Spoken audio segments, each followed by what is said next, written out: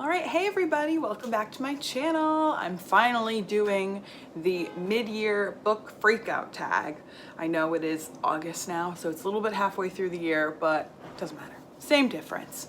Half of the year is over. So I thought I would just hop right into the questions so that this video isn't a million hours long like all of my videos are. So let's start off with the tag.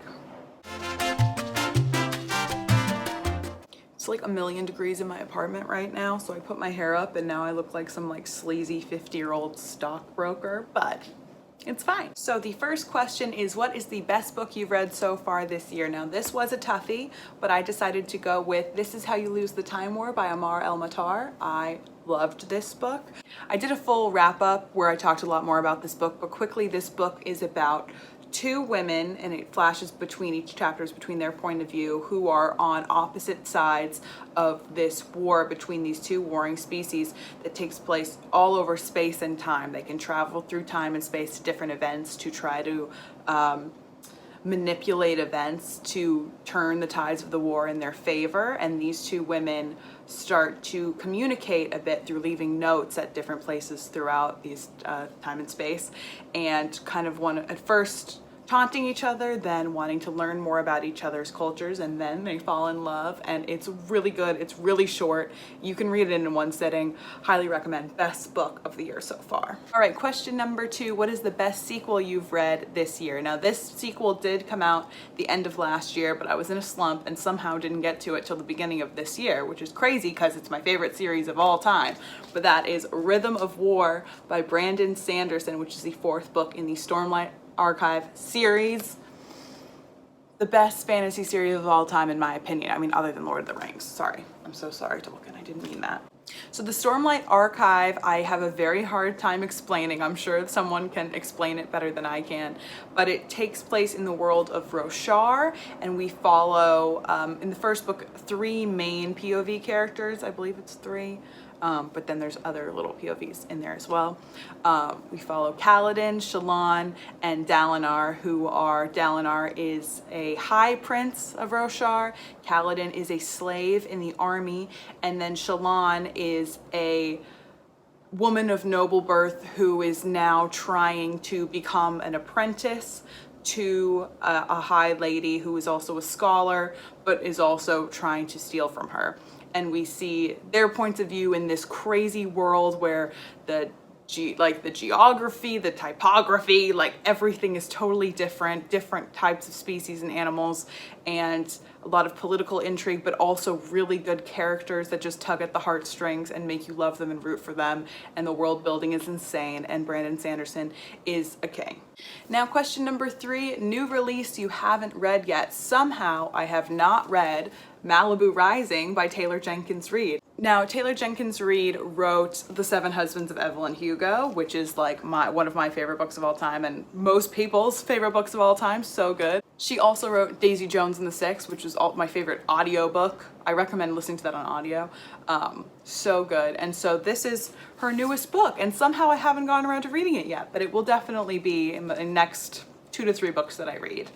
So Malibu Rising is the 3rd book in her kind of decades that she's going by, 60s, 70s. Now this one is the 80s, takes place in Malibu, obviously, and I believe follows a few siblings who are the children of celebrities and their life through the 80s. And I really don't know that much about it, and I really don't want to. I just want to jump in and know that it's going to be great because Taylor Jenkins Reid is amazing. Question number 4 is, what is your most anticipated release for the second half of the year? And that is obviously Beautiful World, Where Are You by Sally Rooney. Everyone knows that Sally Rooney is the queen. I actually really loved Normal People, obviously, and then Conversations with Friends wasn't exactly my vibe. I just feel like it was maybe too much of the same thing, so it's kind of weird that I'm so obsessed for another one, but the chokehold this woman has on me is insane. No idea what it's about, still don't want to know. Again, I just go by the authors, and once you got me, you got me. And even if I hate everything, I'll just keep reading it. So Beautiful World, Where Are You comes out September 9th. The beginning of September. I'm not sure exactly. But the beginning of September, it'll be here. Question number 5, what is the biggest disappointment of this year? And that is easily Norwegian Wood by Haruki Murakami. This book, oh, it's very shiny. I'm probably going to do a full review of this book, and if not, I'll definitely go into more detail on it in my wrap up for August. So obviously this book was hyped up so much, one of like the most famous popular books of all time. Haruki Murakami is a famous author, and his writing is stunning. Obviously the writing in this book was very beautiful, and I did like the kind of Japanese introspection, very kind of not huge plot, very kind of taking something kind of small and mundane and just kind of mulling that over for a whole book, which I do like. But what he decided to mull over was just dated and gross and sexist and just like male gazy, manic pixie dream girl. Sexual assault is like quirky. Pedophilia is like the victim's fault. Like, it was just kind of gross, and I didn't like it. I didn't like it. So I was very disappointed. I'm gonna keep going with Haruki Murakami because the writing was beautiful, and this was an older book, and I know it's kind of a divergence from what he usually writes, so we'll see. Next question was the biggest surprise of the year, and that has to be People We Meet on Vacation and Beach Read by Emily Henry, just Emily Henry's books in general.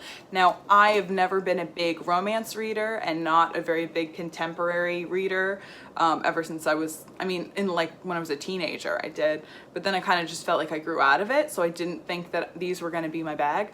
But I needed something to get out of a reading slump, then something to read on vacation at the beach, and those just fit the bill, and I really loved them. People We Meet on Vacation, it was a beautiful friends to lovers. Every year they go on vacation together, and finally one year they realize that they're in love, and I ate it up. I loved every second of it, and I will be reading more Emily Henry in the future, 100%. So I was very surprised to love this book. I thought it was just gonna be like something to read really quickly just to get me back into the swing of it, but I actually really enjoyed it. Highly recommend. Next question is favorite new author. Now this was tough because I did read a lot of authors I've already read, or just kind of one book by a new author, so I don't know for sure if they're going to be my favorite, but I decided for this one to go with T.J. Klune, author of The House in the Cerulean Sea, because this book just lifted my spirits and made my heart soar, and I just thought it was the coziest, cutest little thing in the world, and I feel like I definitely need to pick up another one of his books soon, because I'm hoping if they all give me the same warm and fuzzy feeling, then I'm gonna love everything he puts out. The next question is newest favorite character. This was also a toughie because a lot of the books that I read didn't have like remarkable standout characters to me other than books or series I've already been reading. So this one, kind of cheating because I did start this series another year, but I finally finished the Mistborn series, and so I'm going with my girl Vin from the Mistborn series because she is a badass and I love her.